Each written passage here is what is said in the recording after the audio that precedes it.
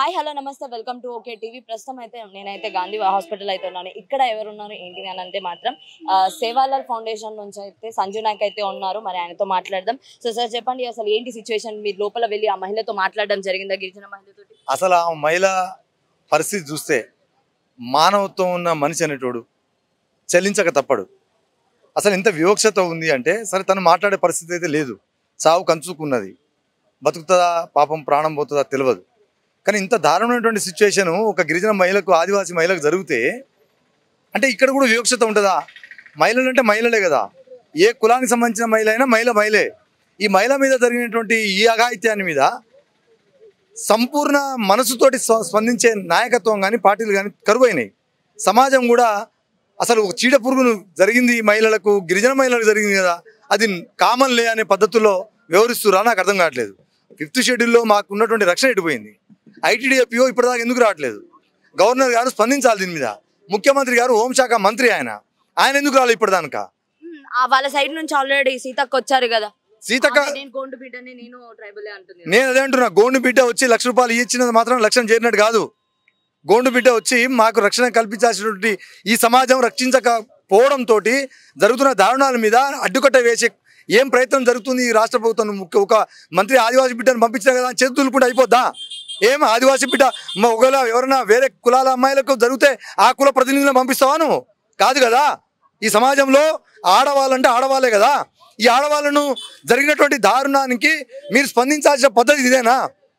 అంటే గిరిజన మహిళల మీద జరిగితే గిరిజన మంత్రిని పంపిస్తారు, దళిత మహిళలను పంపిస్తారు, దళిత మంత్రిని పంపిస్తారు, బీసీ మహిళలు బీసీ మహిళ అంతేనా? ఇక మీరు ఎందుకు మరి దిగిరి మేము ఓట్లు వేసాం కదా, ముఖ్యమంత్రి ఇరి మరి మాకు ఇది కాదు, ఇది కరెక్ట్ కాదు. ముఖ్యమంత్రి తక్షణమే స్పందించాల్సిన అవసరం ఉన్నది.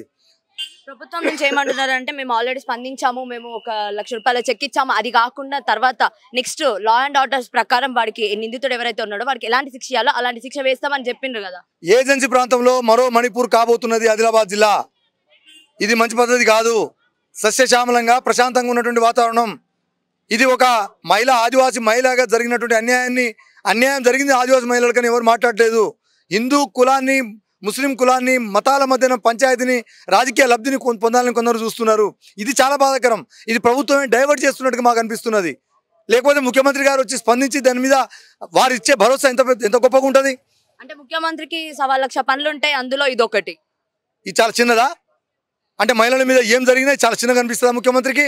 వాళ్ళ తరపున వచ్చారు కదా, ఎవరు తరపున వచ్చినా మంత్రి గారు వచ్చారు, నేను కాదనట్లేదు. కానీ స్పందన ఇది కాదు. నువ్వు బాధ్యతగా నువ్వు వివరించాల్సిన పద్ధతి, నువ్వు ముఖ్యమంత్రి, హోంమంత్రి కూడా నీ దగ్గర ఉంది కాబట్టి హోంమంత్రికి బాధ్యత ఉందా లేదా? ఇవాళ ఈ రాష్ట్ర ప్రభుత్వం వచ్చిన తర్వాత ఎంతమంది మా గిరిజన మహిళల మీద జరిగింది? మొన్న మైనర్ అమ్మాయి శంషాబాద్లో ఒక గిరిజన బిడ్డ మీద జరిగితే ప్రెగ్నెంట్ అయ్యి అబార్షన్ చేస్తే దిక్కుదినం లేదు. ఏదో కేసు చేసినాం, చట్టం తన పని తాను చూసుకుంటుంది అంటే అయిపోద్దా? అచ్చంపేట, నాగర్ కర్నూలు జిల్లాలో జరిగింది గిరిజన మహిళ మీద. ఇవాళ ఆదిలాబాద్లో జరిగింది. ఏంది? గిరిజనులను టార్గెట్ చేసుకుంటున్నారు. ఎందుకు? అమాయకులు గిరిజనులు.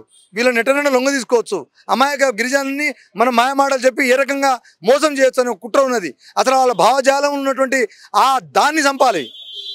ఏదైతే ఆ దుర్మార్గమైన భావజాలం ఉందో గిరిజనుల పట్ల దాన్ని చంపాలి. ఆ చర్యలు తీసుకోవాల్సిన బాధ్యత ప్రభుత్వం మీద ఉన్నది. నేను సీతక్క వచ్చినందుకు ఎందుకు వచ్చారు, సీతక్క వచ్చింది సరిపోదని మీరు అనుకుంటే తప్పు. మేమేమంటున్నాం అంటే అసలు మా గిరిజనులకు రక్షణ ఉందా లేదా ఈ రాష్ట్రంలో? గిరిజన శాఖ మంత్రిని పంపించి రక్షించండి. గిరిజన శాఖ మంత్రిని, పంచాయతీరాజ్ మంత్రిని, ఏదైతే సీతక్క గారు ఉన్నారో వారికి ముఖ్యమంత్రి చేయండి. ముఖ్యమంత్రిగా నీ దగ్గర హోంశాఖ మంత్రి నీ దగ్గర పెట్టుకొని రక్షించాల్సిన శాఖ నీ దగ్గర ఉన్నప్పుడు మీ బిడ్డను పంపించడం, మా బిడ్డ జరిగితే మా బిడ్డను పంపిస్తారు. ఇదా మీది? రేపు ఇంకో అమ్మాయిని జరిగితే మీరు అదే పోవాలిగా, అదే జరగాలి కదా. ఇది కరెక్ట్ కాదు. ఇది 5th షెడ్యూల్లో ఉన్నటువంటి ప్రాంతం. గిరిజనులకు రక్షణ కల్పించాల్సినటువంటి బాధ్యత ప్రభుత్వాల మీద ఉన్నది, ట్రైబల్ అడ్వైజరీ కౌన్సిల్ మీద ఉన్నది, గవర్నర్ మీద ఉన్నది, రాష్ట్రపతి మీద ఉన్నది. ఇప్పటివరకు ఐటీడీఏ రాలేదు. అంత వివక్షత ఉందా? అంత కంటికి కనబడట్లేదా? మేము గిరిజన ప్రాంతం ఏదైతే జరిగిందో, ఎక్కడైతే ఇన్సిడెంట్ జరిగిందో అక్కడ మాత్రం మొత్తం 144 సెక్షన్ అమలు చేశారు. తర్వాత నిందితుడు ఉన్నారో అతన్ని జైల్లో పెట్టడం కూడా జరిగింది కదా. మరి ఇంకా ప్రభుత్వం స్పందించట్లేదని అంటారా? నేనేమంటున్నా, ప్రభుత్వం స్పందించే తీరు ఇది కాదు. అంటే ఎట్లా స్పందించాలి మరి? ఏ తీరులో స్పందించాలి? నేను అదే అంటున్నా, జరిగినప్పుడు ప్రాపర్గానే గిరిజనుల జోలికి వస్తే ఈ రకమైన పద్ధతి ఉంటుందని ఒక్కటి చూపించాలి ప్రభుత్వంలో. అసలు ఫస్ట్ రేపే అవ్వలేదని చెప్పారు కదా నిన్న మంత్రి సీతక్క. మరి అదే కదా దుర్మార్గం. మరి ఏం జరిగిందో తేలాలి కదా. ఎందుకు ఆ రకమైనటువంటి సాగు బతుకుల మధ్యన కొట్టాడుతుంది? ఎందుకు జరుగుతున్నది? మీరే రేపు జరగట్లేదు అంటారు. మీరే ₹1,00,000 ఎందుకు ఇచ్చినారు? అందరికి దెబ్బలు తగిలిన అందరికి ఇస్తున్నారా? మీరు దేనికి ఇస్తానికి వచ్చారు? దేనికి పరామర్శిస్తానికి వచ్చినారు? ₹1,00,000 దేనికి ఇచ్చినట్టు ఈ ప్రభుత్వం నుంచి? అందరికి జరుగుతున్నాయి కదా, గొడవలు జరుగుతున్నాయి. మొన్న తుఫాన్లో జరిగినాయి, 10,000 ఇచ్చినావు కదా. మరి ₹1,00,000 ఎందుకు ఇచ్చినావు మహిళకు? మా ఆదివాసీ మహిళకు ఏం జరగకుంటే ₹1,00,000 ఎందుకు ఇచ్చినావు? ఇది డైవర్ట్ పాలిటిషియన్ వైపు ఎందుకు తీసుకోతున్నావు? ఇప్పటిదాకా ఒక ఇన్వెస్టిగేషన్ అనేది మాత్రం స్టార్ట్ అవ్వలేదు. మరి దీన్ని ఏ కోణంలో చూడొచ్చు మనం? నేనే ఇక్కడ తక్షణమే ఇక్కడ ఈ ప్రభుత్వము ఈ రకమైనటువంటి భావజాలంతో ఈ రకమైన ధోరణితో ఉన్నప్పుడు మాకు ఈ ప్రభుత్వం మీద నమ్మకం లేదు. పూర్తి స్థాయి విచారణ జరగాలంటే కేంద్రం సంస్థలు ఖచ్చితంగా దిగాల్సిందే. గవర్నర్ గారు దీంట్లో ఇన్వాల్వ్ కావాల్సిందే. రాష్ట్రపతి గారు దీంట్లో ఇన్వాల్వ్ కావాల్సిందే. మేము డిమాండ్ చేస్తున్నాం. ఏం జరిగిందో వాస్తవాలను ముందు పెట్టండి. ఇలా ఆదిలాబాద్లో జైనూరు, ఇంద్రవెల్లి, ఖానాపూర్ ఆ ప్రాంతాల్లో ఒక మణిపూర్ సంఘటనను తలపించే విధంగా ఘోరాతి ఘోరం పరిస్థితులు ఉన్నది. ఎందుకు మాతోటి చెలగాటమాడుతున్నారు? అమాయక గిరిజనుల జోలికి ఈ రకమైనటువంటి దారుణాలు జరుగుతుంటే అసలు ఏం జరిగిందో మరి చెప్పాలిగా సీతక్క గారు. నేను అడుగుతున్నా ఇవాళ సీతక్క గారు ఏం జరిగింది? ఈ అమ్మాయి ఆదివాసీ బిడ్డకు ఎందుకు గాంధీ హాస్పిటల్ ఇచ్చినారు? ఎందుకు మీరు ₹1,00,000 ఇచ్చినారు? మరి ఏం జరిగిందో చెప్పండి. మరి ఎందుకు అక్కడ కొట్లాటలు పెడుతున్నారు? ఎందుకు మతాల మధ్యన పంచాయతీలు పెడుతున్నారు? దీన్ని మతాల మధ్యన పంచాయతీగా ఎందుకు డైవర్ట్ చేస్తున్నారు? ఒక ఆదివాసీ మహిళకు జరిగిన అన్యాయం ఏ రకమైన అన్యాయం కావచ్చు, అది అత్యాచారం కావచ్చు, హత్య కావచ్చు, గొడవ కావచ్చు, కొట్లాట కావచ్చు, ఇంకేదైనా కావచ్చు. మహిళ మీద జరిగిన దాడి, ముందు మహిళల మీద జరిగిన దాడిగా ముందు మీరు మీ మనసుకు రావాలి. అది లేకుండా మీరు మాట్లాడే విధానం, మీరు చూపించే పద్ధతి బాగలేదు. ఇది బాధ కలుగుతున్నది. మేము తీవ్రంగా ఖండిస్తున్నాం. ఖచ్చితంగా ఆదివాసీ బిడ్డలకు న్యాయం జరగాలి, వాళ్ళకు రక్షించాలి. ఆర్టికల్ 46లో చెప్పిన పద్ధతిలో మాకు అన్ని రకాలుగా ఆదుకోవాల్సిన పద్ధతి ఈ రాష్ట్ర ప్రభుత్వాల మీద ఉంది, కేంద్ర ప్రభుత్వాల మీద ఉంది. ఖచ్చితంగా మేము డిమాండ్ చేస్తున్నాం. ఐటీడీఏ పిఓ గారు, గవర్నర్ గారు, ముఖ్యమంత్రి గారు రావాలి, స్పందించాలి.